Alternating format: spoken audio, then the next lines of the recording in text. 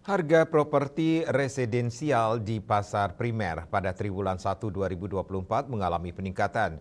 Demikian hasil survei harga properti residensial SHPR Bank Indonesia.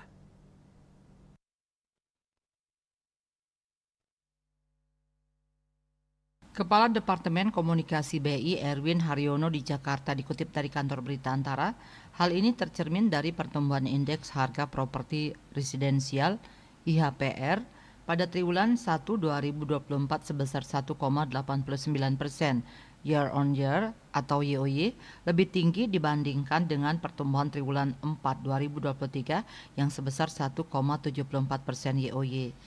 Erwin mengatakan peningkatan IHPR tersebut terutama didorong oleh kenaikan harga properti tipe kecil yang meningkat 2,41% YOY, melanjutkan kenaikan harga pada triwulan 4 2023 yang sebesar 2,15% YOY.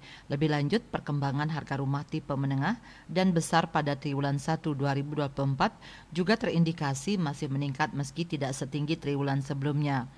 Harga masing-masing tipe tersebut naik sebesar 1,60% YOY dan 1,53% YOY, melambat dari 1,87% YOY dan 1,58% YOY pada triwulan sebelumnya.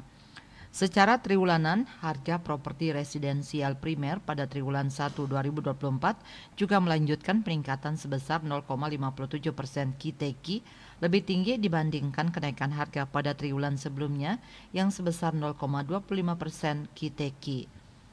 Kenaikan harga properti residensial secara triwulanan didorong oleh menguatnya harga seluruh tipe rumah, terutama harga rumah tipe kecil.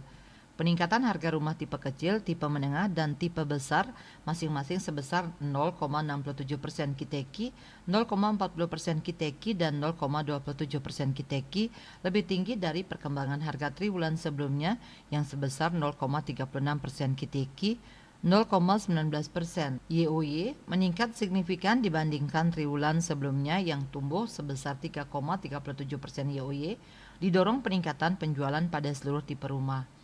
Berdasarkan informasi dari responden, faktor utama yang mendorong peningkatan penjualan adalah pembukaan proyek baru yang berhasil menarik minat konsumen.